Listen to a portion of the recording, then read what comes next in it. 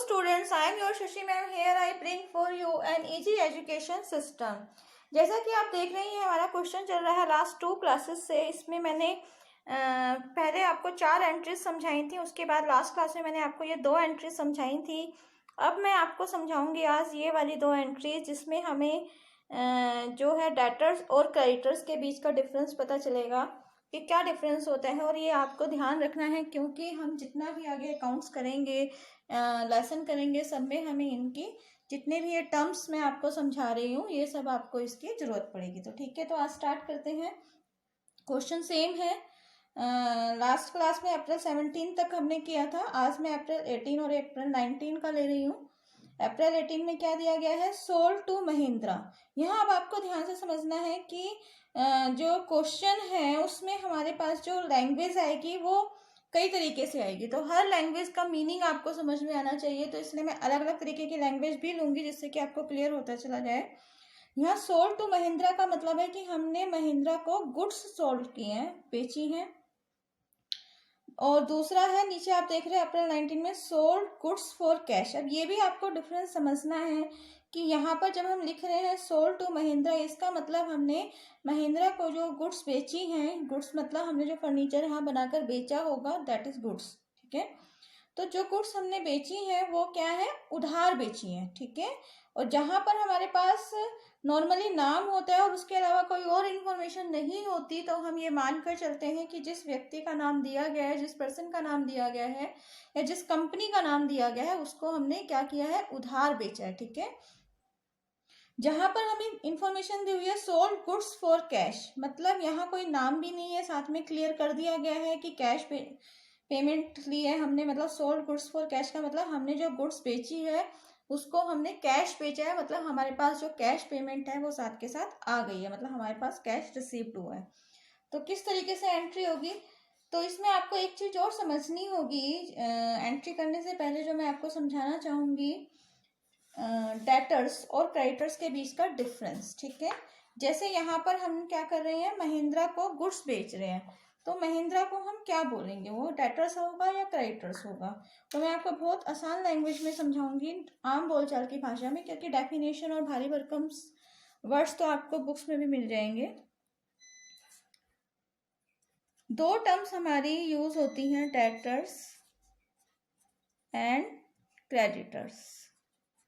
ठीक है, अब डेटर्स क्या होते हैं और क्रेडिटर्स क्या होते हैं, ये आपको एक बहुत ही सिंपल लैंग्वेज में क्या समझना है कि जिससे हमें पैसा लेना है, जिससे हमें कोई पेमेंट लेनी है, वो कैसे हो सकती है, वो इस तरीके से भी हो सकती है कि हमने महिंद्रा को गुड्स बेची, उधार बेची, तो उसने हमें पेमेंट करनी है, उसने साथ के साथ पेमेंट नहीं करी, तो जब तक वो पेमेंट नहीं करेंगे हम उनको क्या मान के चलेंगे, डेटर्स। तो यहाँ पर महिंद्रा क्या है, डेटर्स है।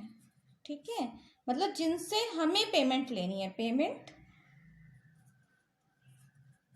सिंपल याद रखना है, पेमेंट लेनी है। ठीक है,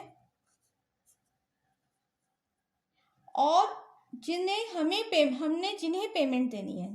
ठीक है, जिन्हें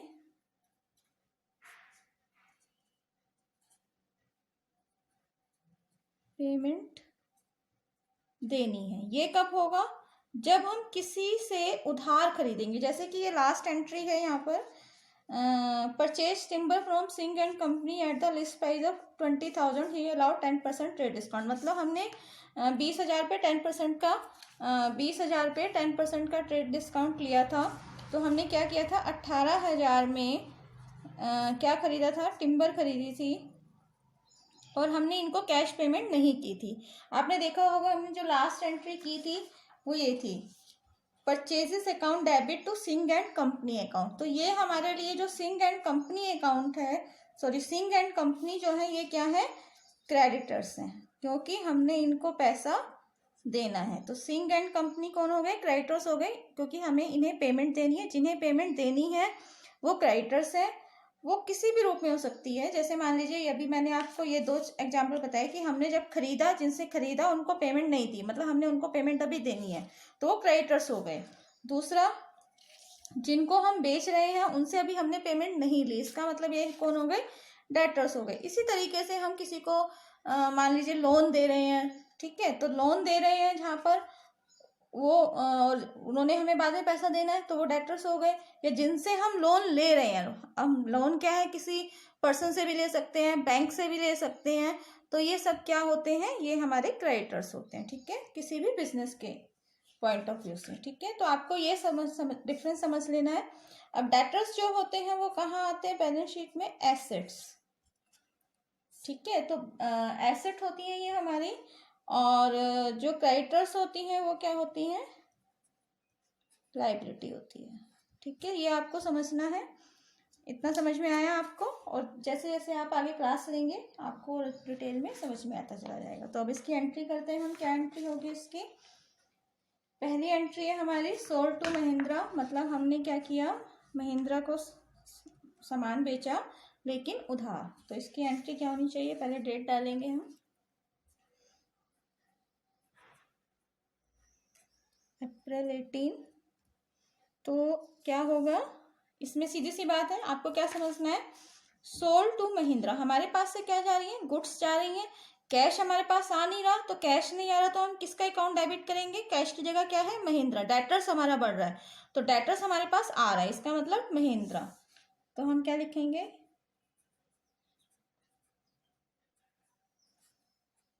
Mahindra debit to sales account. ठीक है, ये आपको ध्यान रखना है, Mahindra debit to sales account, कितना, 5000।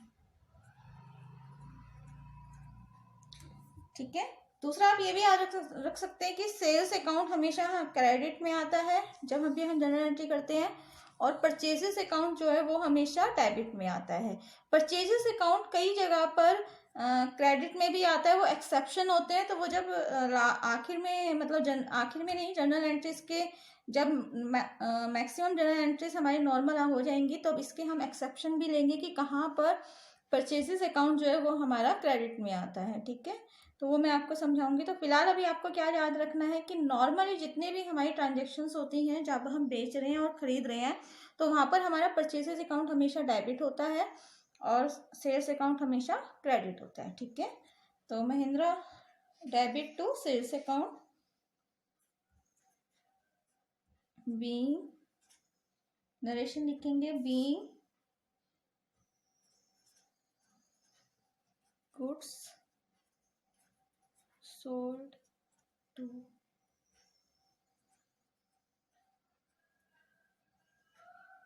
महिंद्रा। ठीक है, उसके बाद हमारे पास नेक्स्ट एंट्री है सोल्ड गुड्स फॉर कैश। अब यहाँ पर क्या हो रहा है कि हम गुड्स सोल्ड कर रहे हैं और कैश पेमेंट ले रहे हैं साथ के साथ, फॉर कैश, कैश है। तो यहाँ पर हम किसी का नाम देने की जरूरत नहीं होती, सीधा यहाँ पर हम क्या लिखेंगे, अप्रैल 19। तो हमारे पास यहाँ क्या आ रहा है, कैश आ रहा है, तो हम क्या करेंगे, cash account debit to sales account. तो सेल्स अकाउंट की दो तरीके की एंट्री मैंने आपको साथ के साथ समझाई कि अगर हम किसी को उधार बेच रहे हैं तो जिसको उधार बेच रहे हैं उसका नाम डेबिट होगा, डेटर्स हैं ये हमारे। और अगर हम किसी को कैश सेल कर रहे हैं तो हमारा cash account debit to sales account होगा, कितना है, 7000।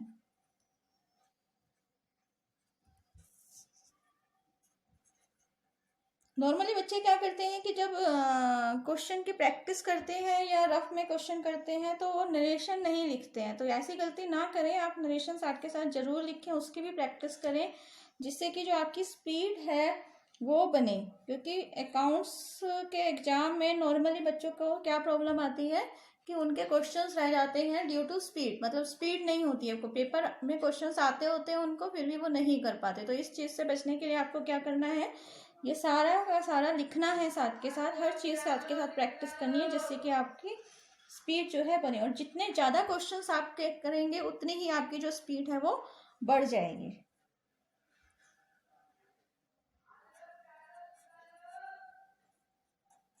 ऐसा नहीं होना चाहिए कि हमने 2-3 क्वेश्चन किए और सोचा कि अब तो हमें आ गया। नहीं, जितने आप ज़्यादा से ज़्यादा क्वेश्चन करेंगे उतना ही आपके लिए जरूरी, मतलब उतना ही आपके लिए अच्छा होगा। तो उम्मीद करती हूँ ये आपको समझ में आया होगा। आज ये मैंने 2 एंट्री समझाई हैं, डेटर्स और के बीच का डिफरेंस और कैरेक्टर्स के बीच का डिफरेंस मैंने आपको समझाया है। और लास्ट में मैं यही कहना चाहूँगी कि अगर अभी तक आपने हमारे चैनल को सब्सक्राइब नहीं किया है तो सब्सक्राइब करें और शेयर ज़रूर करें अपने दोस्तों के साथ, जिससे कि उन बच्चों तक भी वीडियो पहुँचे जिनको इसकी ज़रूरत है। Thanks a lot.